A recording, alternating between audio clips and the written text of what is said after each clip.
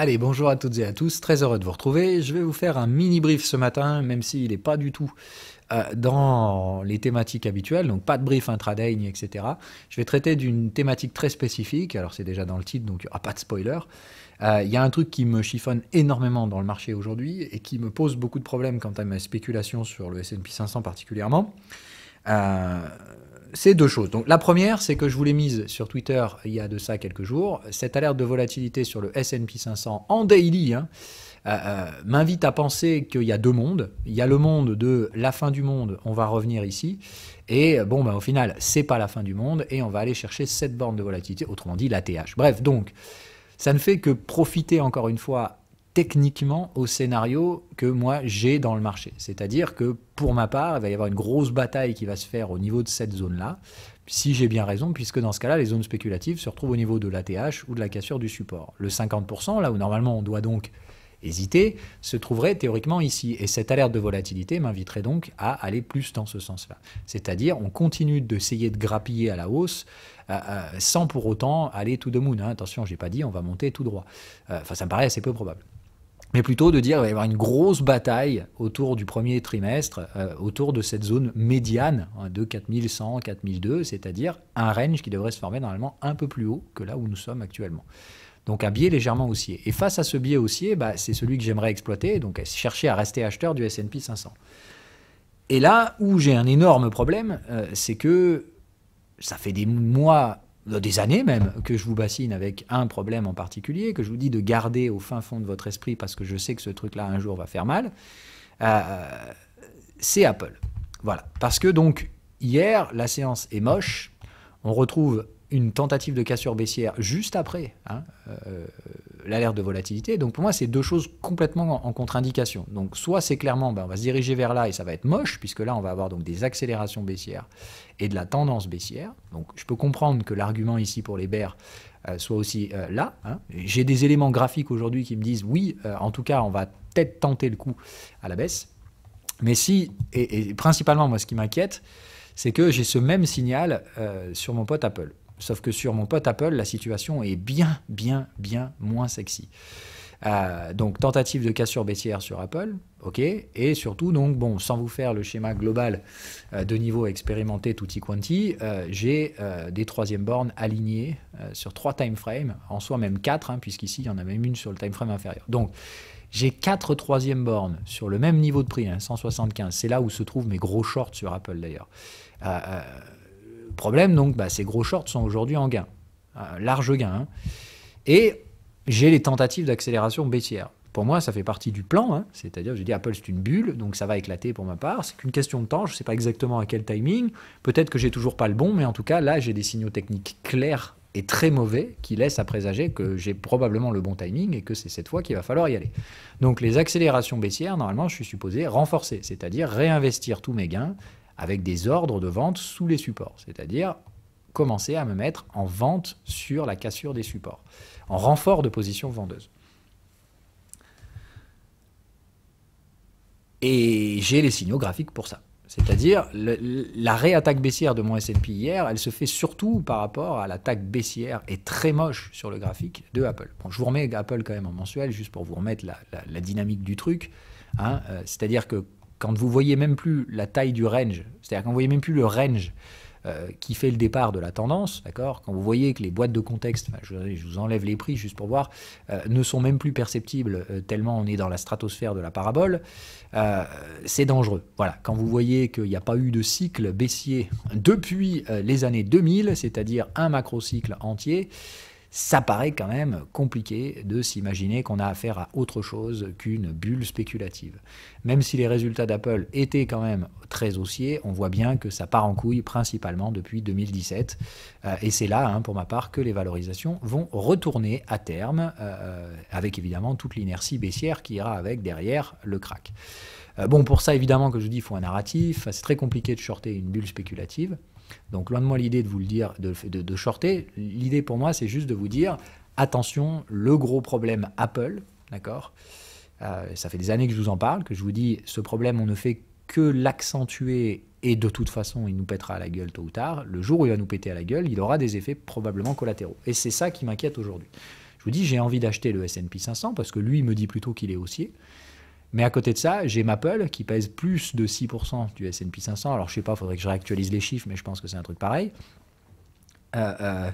Et qui, lui, arrive sur les zones qui font mauvais, qui sont pas belles. D'accord. Donc je vous l'ai fait en 1000, d'accord. Dans une bulle, il y a 2-3 niveaux qui sont hyper importants.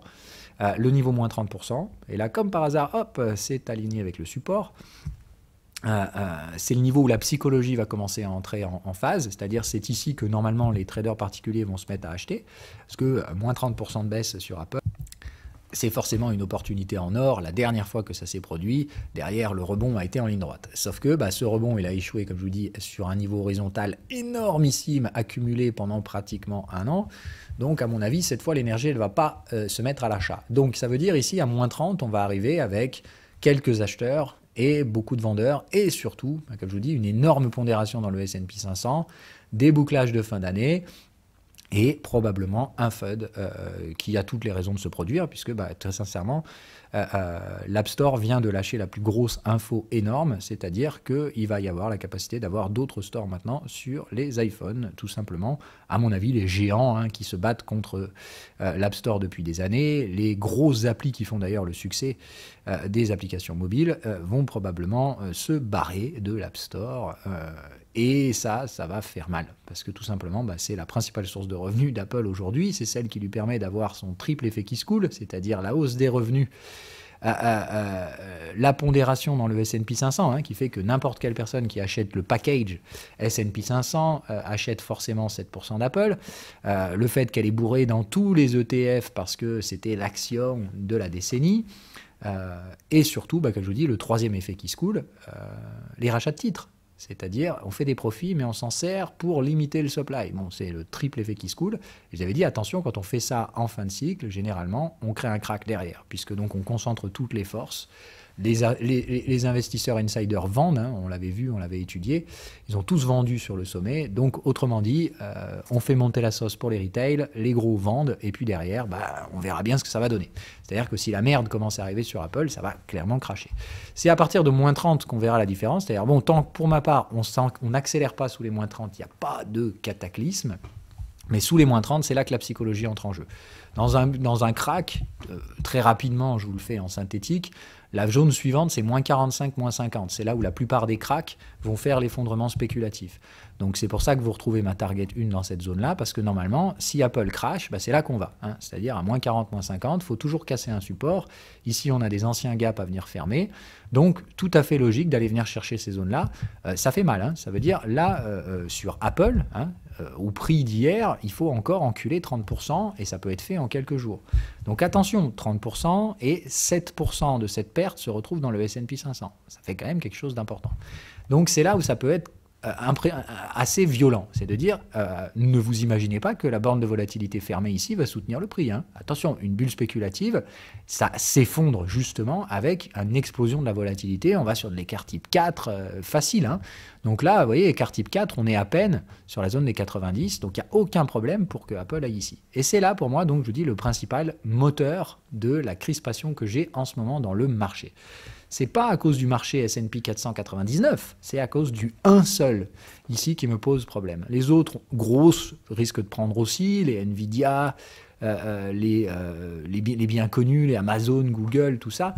Mais pour moi, elles ont une structure beaucoup moins crispée que Apple. Apple, en plus de ça, comme je vous dis, dans le timing, c'est pas bon, et surtout, graphiquement, j'ai des signaux qui m'invitent à dire attention, on va manger de la volatilité sur Apple. Et c'est probablement cette volatilité qui va se voir sur le S&P 500. Voilà. Donc, c'est plutôt un message d'alerte que je vous envoie ce matin. Ça veut dire, encore une fois, ne shortez pas Apple. Il faut être complètement fou pour faire un truc pareil. Donc, vous ne faites pas ça. Moi, le premier, je ne shorte pas Apple ici. C'est juste de dire, je le fais depuis déjà des semaines, voire des mois. Et je fais ça de façon très méthodique, avec beaucoup de patience. Mais, je vous dis, le risque aujourd'hui, il est là. Le risque du S&P 500 et ce risque de volatilité, pour moi, c'est principalement lié à Apple. Et le fait que, dans le meilleur des cas, Apple tombe seul. Les autres vont probablement tomber un peu aussi à cause des effets collatéraux. Comme on l'a dit, les gens vont devoir vendre des ETF du S&P 500, ce qui veut dire que toute la cote va être vendue, malheureusement, à cause de Apple. Ça peut créer un peu de volatilité sur la fin d'année. Mais encore une fois, attention aux effets aussi isolés. Pour ma part, Apple est la seule boîte qui n'a pas encore chuté. Je vous le mets juste quand même, hein, si on passe sur d'autres boîtes, prenez Nvidia, regardez la chute, quoi. Voilà, c'est juste de dire un truc comme ça, oui, ça peut prendre encore, bam, un retour au support à cause d'Apple. Les autres grosses aussi, pareil, voilà, Amazon, regardez la chute, on a déjà effacé tout le Covid. Vous prenez à côté de ça Apple, d'accord, les niveaux du Covid sur Apple se retrouvent ici, à 50. C'est juste pour vous remettre en fait dans la réalité, quoi. Vous dire, si Apple peut tout à fait chuter toute seule, mais il risque d'y avoir des effets collatéraux très psychologiques. Donc, on fait attention éventuellement à la chute d'Apple. Je ne dis pas que ça va se produire, je dis juste, voilà où se situe pour ma part le risque de volatilité du S&P 500. Et je préférais que ce soit isolé. Dans quel cas, j'aurais tout simplement le double effet qui se coule, c'est-à-dire cherchant à me repositionner acheteur sur le S&P 500, ayant déjà acheté des actions qui se sont fait massacrer, je serais bien content de prendre un énorme gain à la vente sur Apple et de remettre tranquillement derrière ce marché en mode boule, c'est-à-dire une fois qu'on a purgé Apple, c'est le dead cat bounce. C'est-à-dire pour moi, une fois qu'on est à 90, qu'on a bien flushé tous les acheteurs, moi je ne me mets pas à l'achat d'Apple, mais derrière il va y avoir un dead cat bounce, c'est-à-dire une remontée assez violente en 2 vagues qui se fait en l'espace de quelques mois. Et cette remontée violente, c'est quand même du 40 à 50% sur le prix. Donc autrement dit, quand même, attention, une fois Apple purgé, le rebond de marché risque d'être extrêmement fulgurant. Voilà pourquoi je vous fais ce message, d'accord? C'est de dire, c'est pas parce que vous voyez le S&P 500 commencer à baisser principalement à cause de Apple que le S&P 500 va mourir. C'est-à-dire, le S&P peut très bien se mettre là, à cause d'Apple, d'accord? En l'espace de quelques semaines, on se fait une fin d'année horrible, vous voyez, oh putain, Apple, non, non, non, non, et puis boum, début d'année, on va tout de suite se positionner sur la zone spéculative de l'année pour moi, c'est-à-dire, je dis ici. Puisque pour moi, les deux zones, c'est soit l'année prochaine, on va aller casser le point bas qu'on a fait ici, 2023 sera une année horrible, mais horrible de bear market, de la fin du monde, on va tous crever, c'est-à-dire Apple nous tire toute la cote au sud, et dans ce cas-là, le pire est encore à venir. Je l'ai dit, je suis contre les gens qui me sortent la connerie des graphiques de copie par rapport à 2008, mais ils ont peut-être raison. Je veux dire, je suis contre cet argument-là de copier-coller, mais c'est un choix rationnel, point. Ça ne veut pas dire que j'ai raison et qu'ils ont forcément tort. Mais voilà, pour ma part, c'est là que la bataille doit se produire sur le Q1 de l'année prochaine. Mais attention à éventuellement un shoot d'Apple qui nous ramènerait un peu d'adrénaline avant de faire la grosse bataille du Q1. Plutôt, donc je vous dis, sur des zones médianes autour de 4100-4200 sur le S&P 500. Et là, ce sera la grosse bataille de cet enjeu de l'année 2023. Donc je spoil déjà un peu.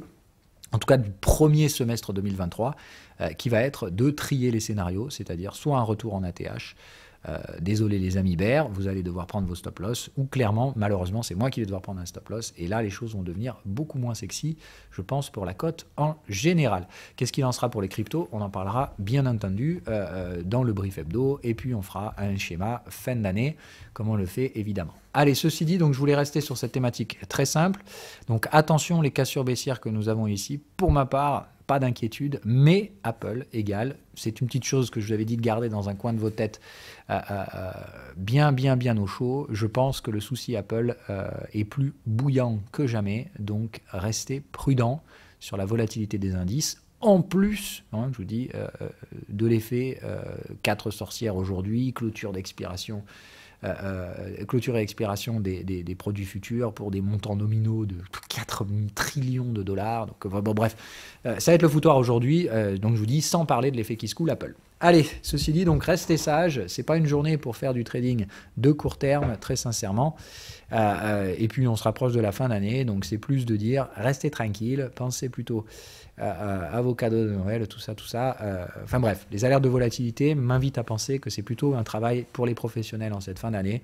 Donc essayez de garder un peu de distance, ou en tout cas si vous tradez, essayez surtout de réduire les tailles de position pour éviter les biais psychologiques. Et ne touchez surtout pas cette merde d'Apple, s'il vous plaît. Allez, ciao ciao.